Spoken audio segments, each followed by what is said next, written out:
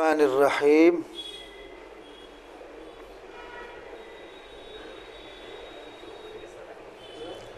اللہم بارک لنا فی رجب و شعبان وبلغنا رمضان۔ آج اس دعا سے متعلق بات ہوگی۔ اس کی نسبت اللہ کے رسول صلی اللہ علیہ وسلم کی طرف کی جاتی ہے، چونکہ رجب شروع ہو چکا ہے۔ آج رجب کی 2 تاریخ ہے، تیسری شروع ہو گئی ہے۔ رجب، شعبان، پھر رمضان۔ اس مہینے کے آنے کے بعد نبی کریم صلی اللہ علیہ وسلم رمضان کی تیاری شروع کر دیتے تھے۔ یوں تو آپ عبادت کرتے ہی تھے، اس میں کوئی شک اور شبہ کی بات نہیں ہے، لیکن چونکہ جو رمضان آتا تھا آپ کی عبادات میں تکثیر ہو جاتی تھی۔ تو ہمیں بات کرنی ہے اس دعا سے متعلق، آیا یہ دعا نبی کریم صلی اللہ علیہ وسلم کی طرف منسوب کرنا صحیح ہے یا نہیں ہے؟ عام طور سے مشہور ہے، تمام کتابوں کے اندر آپ کو ملے گی، اردو کی کتابیں بالخصوص جو چھپی ہوئی ہے اس میں بھی ہے، حالانکہ یہ روایت مختلف کتب حدیث میں بھی ہے۔ اہل عرب تو اس کا انکاری کرتے ہیں کہ لا یصح، لیکن ہمارے اکابر علماء دیوبند اس کو مانتے ہیں۔ البتہ یہ ضرور کہتے ہیں کہ یہ ضعیف ہے، اور پھر ضعیف روایت کے متعلق محدثین کا قاعدہ یہ ہے کہ وہ فضائل میں معتبر ہوا کرتی ہے۔ ایک محدث گزرے ہندوستان ہی کے، علامہ طاہر پاک پٹنی علیہ الرحمہ، بہت بڑے محدث ہیں۔ پٹن ایک جگہ ہے گجرات میں، وہیں ان کی قبر بھی ہے۔ بہت بڑے محدث ہیں اور بہت سی کتابیں انہوں نے تصنیف فرمائی ہیں۔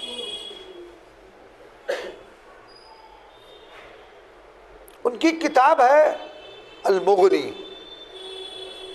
اور اسی طرح ایک کتاب ہے ان کی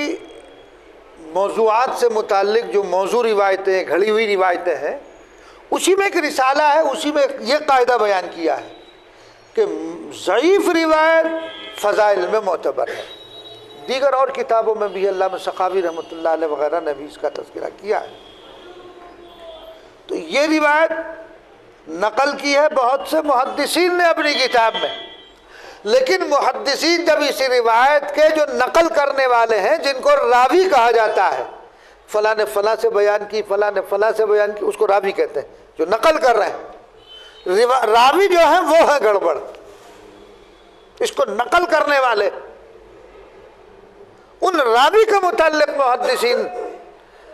چنانچہ امام بخاری رحمۃ اللہ علیہ اسی میں راوی ہیں، ان کے متعلق فرماتے کہ منکر الحدیث، متروک، یہ الفاظ ہیں، اصطلاح ہے ان کے یہاں۔ تو ضعیف، مگر اس کے باوجود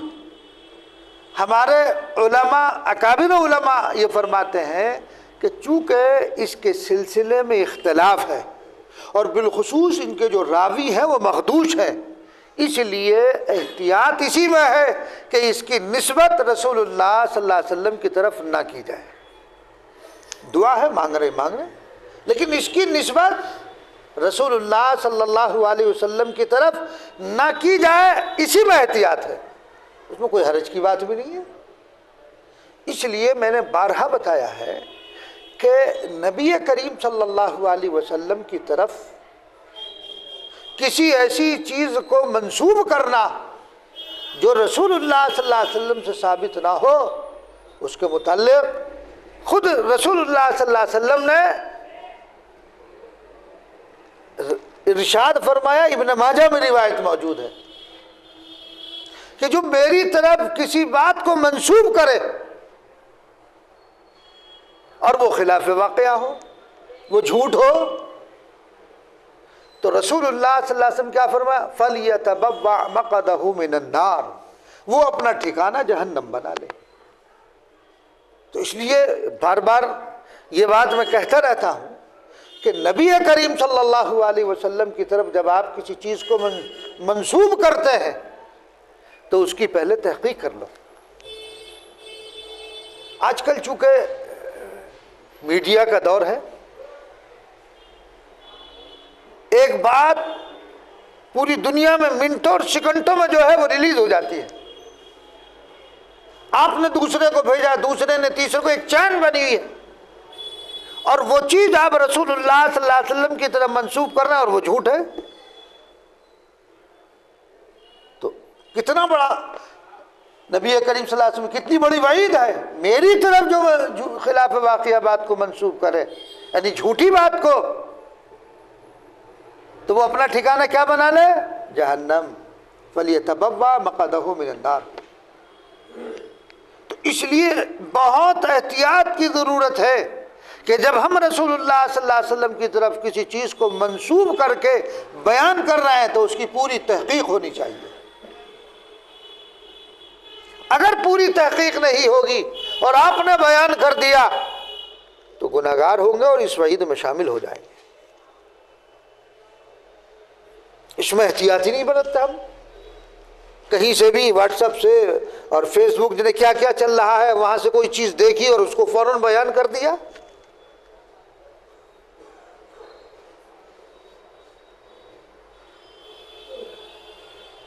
اب جیسے میں نے پہلے بتائی تھی ایک بات آپ کو کہ وہ یہ خاص طور سے جماعت والے اس کو بیان کرتے ہیں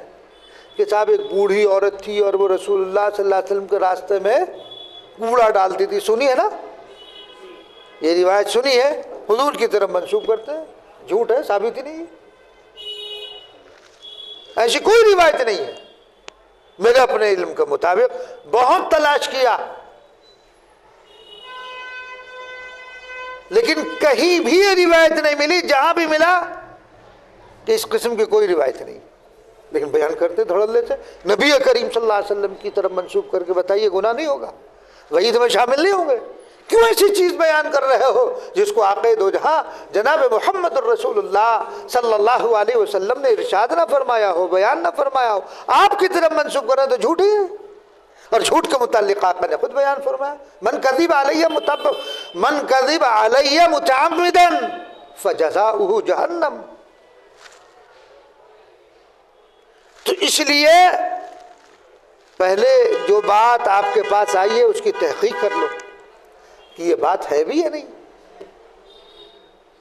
آپ نے دیکھا ہوگا، میں نے اس پر بیان کیا تھا پچھلے سال کہ وہ صاحب واٹس ایپ پر بہت چلا ہے کہ ایک چڑیا ہے وہ پھونک مار رہی ہے اور اس کی نسبت حدیث کی طرف کی گئی ہے کہ وہ آگ لگ جاتی ہے آسٹریلیا کے اندر، پتہ نہیں کہاں سے نکال کر لاتے اس طرح کی ایک روایت بیان، بہت چلی وہ۔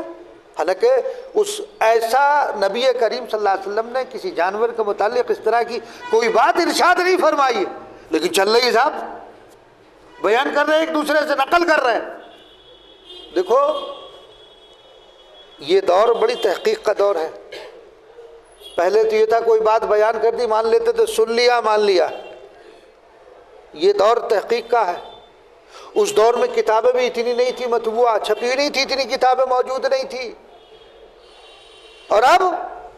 ہر موضوع پر کتابیں الگ الگ چھپ رہی ہیں۔ اس قدر لٹریچر ہے کہ ہمارے پاس اس کو پڑھنے کا وقت بھی نہیں ہے۔ تو جس دور سے ہم گزر رہے ہیں یہ تحقیقی دور ہے۔ بچہ بھی فوراً کیا کرتا ہے، بس ایک دم گوگل پہ ڈالا اور دیکھا کہ ہاں بھائی یہ کیسی ہے روایت حدیث، کچھ بھی ڈال دو اس پہ تو اس میں بات صحیح بھی ہوتی ہے، کچھ غلط بھی ہوتی ہے، لیکن ایک دم آج کا جو بچوں کا جو ذہن ہے بالخصوص نوجوانوں کا، تو اس پر ڈال کے دیکھ لیتے کہ مولانا صاحب اس میں تو یہ لکھا اور آپ یہ بیان کر رہے ہیں۔ تو یہ میڈیا کا دور ہے، لوگ تحقیق کرتے ہیں۔ تو اس لیے کوئی بھی بات، کوئی بھی روایت ہو، کوئی بھی مسئلہ ہو، جب تک اس کی تحقیق نہ ہو جائے اس کو بیان نہ کیا جائے۔ تو اس لیے یہ جو دعا ہے، تو اس دعا کو پڑھنے میں کوئی حرج نہیں، مانا ٹھیک ہے، اللہم بارک لنا فی رجب و شعبان، اے اللہ ہمارے رجب اور شعبان میں برکت عطا فرما، وبلغنا رمضان، اور ہم کو رمضان تک پہنچا۔ یہ دعا ٹھیک ہے، معنی میں کوئی ایسی بات نہیں ہے، پڑھنے میں کوئی حرج نہیں ہے، بات ہے صرف یہ کہ اس کی نسبت رسول اللہ صلی اللہ علیہ وسلم کی طرف۔ میں نے آپ کو بتایا کہ چونکہ یہ ضعیف ہے، اس کے ضعف میں تو کوئی شبہ نہیں ہے، لیکن احتیاط اسی میں ہے چونکہ اس کے روات میں اختلاف ہے، اس کے روات متکلم فی ہے، ان میں کلام کیا گیا ہے، اور بڑے بڑے محدثین نے کلام کیا ہے، اس لیے احتیاط یہی ہے کہ اس کو حضور کی طرف منسوب مت کرو، بس اتنی بات۔ دعا مانگنے میں کوئی حرج نہیں، اس لیے کہ اس الفاظ بھی صحیح، معنی بھی صحیح ہے، اس کے معنی میں کوئی اختلاف نہیں ہے، کوئی ایسے معنی کے اندر کوئی ایسا وہ نہیں ہے کہ کفر یا شرکیہ ہو، کوئی ایسا کچھ نہیں ہے، ایک دعا ہے، آپ مانگیں، کوئی حرج کی بات نہیں، حضور کی طرف منسوب نہ کریں صلی اللہ علیہ وسلم۔ تو یہ رجب کا مہینہ شروع ہو گیا ہے، اب ہم رمضان سے قریب ہوتے چلے جا رہے ہیں، اس لیے ہمیں بھی چاہیے کہ یہ دعا کریں، اور ابھی سے ہم بھی رمضان کی تیاری شروع کریں۔ یہ رمضان فضیلتوں کا حامل ہے، زمانہ جاہلیت میں اس مہینے کو قدر کی نگاہ سے دیکھا جاتا تھا اور اس کا احترام وہ کیا کرتے تھے۔ یہ مہینہ جب آتا تھا تو وہ قوم جو دین سے دور، اسلام سے دور تھی، لیکن وہ اس مہینے کی قدر اس معنی کر کیا کرتے تھے کہ چونکہ یہ ان 4 مہینوں میں شامل ہے جس کو فضیلت احادیث اور قرآن کریم کی آیات میں بھی ہے، تو اس لیے یہ مہینہ بھی عظمت والا، یعنی وہ جاہل قوم، وہ بدو قوم جن میں جنگ جاری رہتی تھی، وہ اس مہینے میں اپنی جنگ بھی بند کر دیا کرتے تھے اس کی عظمت کی وجہ سے۔ تو لہذا یہ مہینہ معظم ہے، جو وقت گزرے گا ہم رمضان سے قریب ہوتے چلے جائیں گے، آپ جو ہے اپنی عبادات پر ابھی سے پابندی، فرائض بالکل نہ چھوٹے۔ یوں تو پورے سال کرنی چاہیے، بھئی پورے سال کرنی چاہیے، کوئی نماز کوئی رجب ہی کے لیے تھوڑی ہے، نماز صرف شعبان میں ہی تھوڑی ہے، نماز تو پورے سال ہے، لیکن رمضان کی قدر کہ ابھی سے ہم وہ اعمال شروع کر دے تاکہ رمضان میں کوئی دشواری نہ ہو۔ جب آدمی کو عادت ہوتی ہے کسی چیز کی تو پھر کیسے بھی مراحل آ جائے تو آدمی گھبراتا نہیں ہے۔ البتہ اس میں بہت ساری رسومات بھی ہیں، ہے تو وہ شیعوں کے ہاں کی، آ گئی سنیوں میں، جیسے رجب کے کنڈے بھرے جاتے ہیں، وہ ہماری نہیں، وہ انہی کی ہے۔ تو بہرحال ہمیں جو ہے عبادات کی کثرت، خاص کسی نفل کا پڑھنے کا کوئی ثبوت ہو ایسا بھی نہیں ہے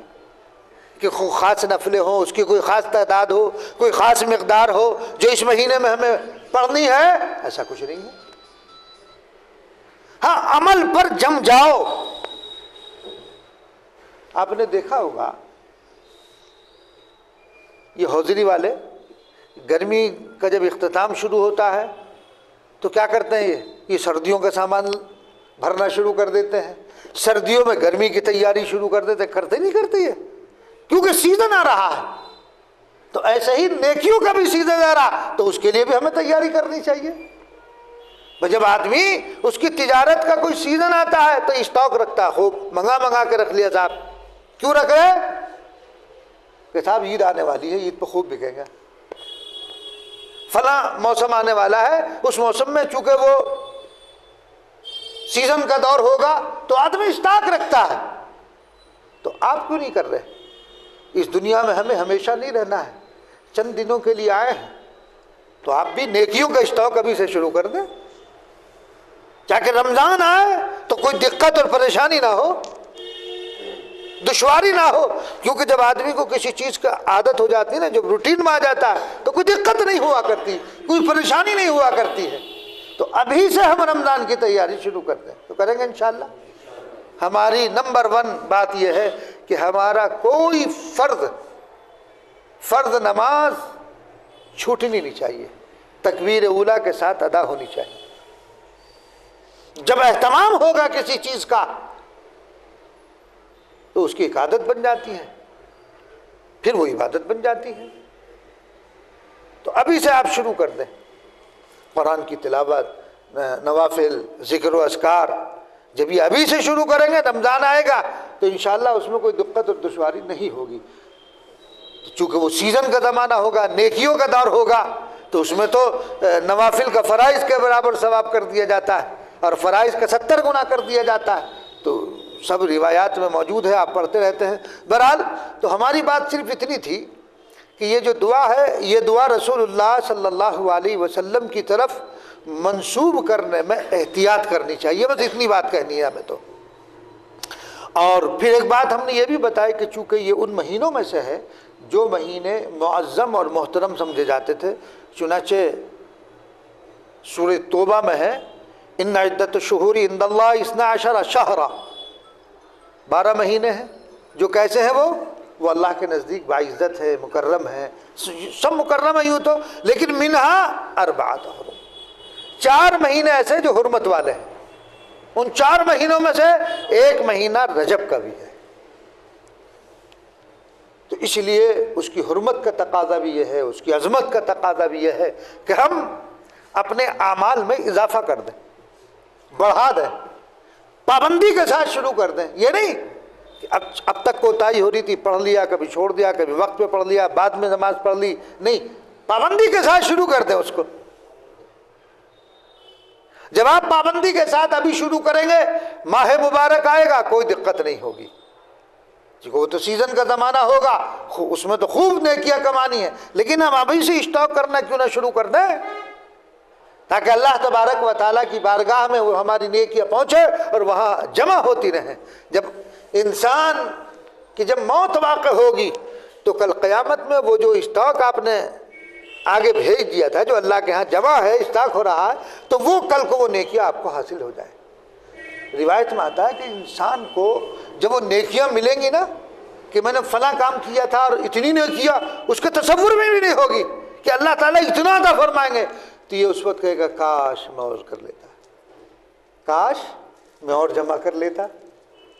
تو اب بیکار، اب تو کاش کہنا ہی بیکار ہے، اس لیے کہ وقت جو کرنے کا زمانہ تھا وہ تو گزر گیا، اب آپ اس سے نکل گئے، اب تو کاش کہنا بھی بیکار ہے۔ تو اس لیے کہ کل کو افسوس ہو، ندامت ہو، آج ہی وہ کام کیوں نہ ہم کر لیں۔ اللہ نے جو فرصت کے لمحات دیے، ان فرصت کے لمحات کو غنیمت جانتے ہوئے عمل پر آ جاؤ۔ لیکن ہم لوگوں کا حال یہ ہے، عجیب حال ہے، مسجد میں اگر 10 منٹ پہلے آ گئے تو بس یہ سمجھو کہ کچھ نہ پوچھو، کوئی ادھر کو بیٹھا، کوئی ادھر بیٹھا، گپشتی چلی۔ ارے اللہ کے بندو، مسجد میں آئے ہو تو ذکر اذکار میں لگ جاؤ، عبادت میں لگ جاؤ، توجہ اللہ پہ لگ جاؤ۔ یہ باتیں جو تم یہاں کر رہے ہو باہر بھی تو کر سکتے ہو۔ یعنی میں نے اپنے کانوں سے خود سنا، آج منڈی میں کیا بھاؤ رہا، ابھی مسجد میں کرنے کی بات ہے، کیا بھاؤ رہا منڈی میں، اگر رہا ہوگا جو رہا ہوگا، اسے باہر جا کر باتیں کر لینا، لیکن مسجد میں چوکڑی جما کے کوئی ادھر بیٹھا، کوئی ادھر بیٹھا، کوئی ادھر بیٹھا، معلوم ہی نہیں ہوتا کہ مسجد میں ہے۔ تو کیوں اپنے اعمال کو خراب کر رہے ہو، کیوں ایسے اسباب پیدا کر رہے ہو جس کی وجہ سے ہفتے عمل ہو، تمہارے اعمال کو ضائع کر دیا جائے، کیوں ایسا کام کر رہے ہو؟ ایک تو انسان عمل کر نہیں رہا خیر کا، جو کر رہا ہے اس کے لیے ایسے اسباب وہ پہلے سے تیار کر دیتا کہ اس کی وجہ سے ہفتے عمل ہو جاتا ہے۔ تو اس لیے اللہ نے جو تمہیں فرصت کے لمحات دیے ہیں، ہر لمحہ بڑا قیمتی ہے، اس کا اندازہ ابھی نہیں ہو رہا، ہمیں ابھی نہیں ہو رہا۔ جب ہم کسی اور دوسرے عالم میں پہنچ جائیں گے، اور یہ گزرے ہوئے ایام جن کو ہم ایسے ہی گزار دیتے ہیں، تو کل قیامت میں جب آپ جمع ہوں گے سب، اور وہاں دیکھیں گے کہ ایک ایک عمل کی کیا قیمت ہے، تو اس وقت افسوس ہوگا کاش ہم نے اپنی عمر کو دنیا میں رہتے ہوئے اپنے اوقات کو ضائع کیا۔ لیکن وہ کہنا، کاش کہنا بیکار ہوگا، اب کوئی فائدہ نہیں ہوگا۔ تو اس لیے اللہ نے آپ کو جو قیمتی لمحات دیے ہیں، جو وقت دیا ہے، ادھر ادھر نہ بیٹھ کر، گپاشٹنگ میں نہ گزار کر، اللہ کی عبادت میں، اللہ سے لو لگانے میں، اللہ تبارک و تعالیٰ کے حضور دعا میں، اس میں اپنے اوقات کو گزار دو، یہ فائدہ بھی آپ کو دے گا، اس کے فوائد کل آپ کو حاصل ہوں گے، ابھی نظر نہیں آ رہا آپ کو، مگر یہ انسان کیا ہے؟ اس چیز کو حاصل کرتا ہے، وہ عمل کرتا ہے جس کا فائدہ فوراً مل جائے، اس کی طرف دوڑتا ہے، اور جس کا فائدہ کل ملنے والا ہے، آخرت میں ملنے والا ہے، اس کے لیے آگے نہیں بڑھتا جلدی سے، اس کے لیے پیچھے ہٹ جاتا ہے کہ نہیں اب کب ملے گا، نہیں ملے گا، کب ملے گا۔ جو فوراً فائدہ حاصل ہو رہا وہ حاصل کر لو، چاہے وہ غلط ہو، صحیح ہو، کچھ بھی ہو، اس کی پرواہ نہیں کرتا۔ تو بہرحال ہمیں وہ کام کرنا ہے جو رسول اللہ صلی اللہ علیہ وسلم سے ثابت ہے، آپ کے صحابہ سے ثابت ہے، تابعین تبع تابعین سے ثابت ہے، ہمیں وہی کام انجام دینا ہے۔ اور جو کام رسومات کے قبیل سے، بدعات کے قبیل سے ہے، ضلالت کے قبیل سے ہے، ہمیں وہ کام ہرگز ہرگز نہیں کرنا۔ تو کریں گے انشاءاللہ۔ اللہ تبارک و تعالی مجھے بھی آپ کو بھی عمل کی توفیق عنایت فرمائے۔ اللہم صلی علی سیدنا و نبینا و مولانا محمدا عبدہ و رسولہ ربنا ظلمنا انفسنا وان لم تغفر لنا وترحمنا لنکونن من الخاسرین۔ اے اللہ ہمارے گناہوں کو معاف فرما دے، ہماری خطاؤں کو درگزر فرما دے۔ اے اللہ ہم بہت گناہ گار، خطا کار، مجرم و سیاہ کار ہیں، ہماری سیاہ کاری پر رحم فرما دے۔ اے اللہ ہم گناہوں میں گھرے ہوئے ہیں، گناہوں میں گھرے ہوئے ہیں، کوئی لمحہ ایسا نہیں جس میں ہم سے نافرمانی نہ ہوتی ہو، اللہ ان کو معاف فرما دے۔ اے اللہ اپنی رضا اور اپنی محبت عطا فرما، اے اللہ اپنی رضا اور اپنی محبت عطا فرما۔ رمضان ماہ مبارک قریب آ رہا ہے، اے اللہ ہمیں ابھی سے اس کی تیاری کی توفیق عنایت فرما۔ الہ العالمین ہمارے رجب اور شعبان میں برکتیں عطا فرما دے، ہمیں برکتوں سے مالا مال فرما، اے اللہ اس کی برکتوں سے مالا مال فرما، اور ہمیں رمضان تک پہنچا دے، اور رمضان کی قدردانی کی توفیق نہیں ہے عنایت فرما، ابھی سے اس کی تیاری کی توفیق عنایت فرما، ہمارے اندر عبادت کا شوق اور ذوق پیدا فرما دے، اے اللہ عبادتوں میں مگن رہنے والا بنا دے۔ رب کریم ہر قسم کی برائی سے، بدعات سے، رسومات سے، خرافات سے اللہ ہماری حفاظت فرما، ہمارے حال پر رحم فرما، اے اللہ ہمارے حال پر رحم فرما، پوری امت مسلمہ کی حفاظت فرما، اے اللہ غزہ کے مسلمانوں کی حفاظت فرما۔ خداوند قدوس کس بے بسی میں وہ اپنی زندگی کو گزار رہے ہیں، رب کریم اے اللہ بارش، ٹھنڈ اور سر ڈھانکنے کے لیے کوئی معقول انتظام بھی نہیں ہے، دشمن وہاں دندنا رہا، اے اللہ تو ان کی حفاظت فرما، ان پہ دین پر اے اللہ ان کو مستقیم کر دے، اے اللہ دشمن کی طاقتوں کو پاش پاش فرما دے۔ رب کریم ہمارے ملک میں بھی امن اور عافیت کا معاملہ فرما، اے اللہ بددینوں کی بددینی سے حفاظت فرما، شریوں کے شر سے محفوظ فرما، اے اللہ شریوں کے شر سے محفوظ فرما، اے اللہ امن کا عافیت کا معاملہ فرما، اے اللہ اسلام کا بول بالا فرما، اے اللہ اسلام کا بول بالا فرما، اے اللہ اسلام اور مسلمانوں کے خلاف جو سازشیں کی جا رہی ہیں اے اللہ تو ان سے ہماری حفاظت فرما، اے اللہ ہمیں دین پر مستقیم فرما دے، دین پر چلنے والا بنا دے، اے اللہ جب تک زندہ رکھیو ایمان پر قائم رکھ اور اسی پر ہمارا خاتمہ فرما، اے اللہ اسی پر ہمارا خاتمہ فرما۔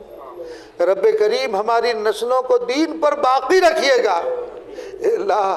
ہماری نسلوں کو دین پر باقی رکھے، ہمارے نوجوانوں کو اے اللہ مسجدوں میں آنے والا بنا دے، گناہوں کی نفرت ان کے قلوب میں پیدا فرما دے، اے اللہ ان کو گناہوں سے نفرت ہو جائے، ان کو مسجدوں میں آنے والا بنا دے، اعمال پر کھڑا کر دے، خداوند قدوس ہر برائی کی نفرت ان کے قلوب میں ڈال دے، اے اللہ اعمال صالحہ کا شوق اور ذوق ان کے پیدا فرما دے، اے اللہ ہر برائی سے بچا، ہر برائی سے بچا، ہر نیک عمل کو انجام دینے کی توفیق میسر فرما، اے اللہ جو اس وقت مانگا ہے وہ بھی قبول فرما لے، جو خیر مانگنے سے رہ گئی اے اللہ وہ بھی ہمیں عنایت فرما دے۔ الہ العالمین نبی کریم صلی اللہ علیہ وسلم نے جو خیر کی دعائیں مانگی ان میں ہمارا حصہ تھا، جن شرور سے پناہ چاہی ہم بھی پناہ چاہتے ہیں ان سے حفاظت فرما، اے اللہ جو لوگ پریشان حال ہیں ان کی پریشانیوں کو دور فرما، کاروباری اعتبار سے پریشان حال ہیں، مقروض ہیں، اے اللہ یا اور کوئی پریشانی ہے اے اللہ ان کی ہر پریشانی کو دور فرما دے، ہر پریشانی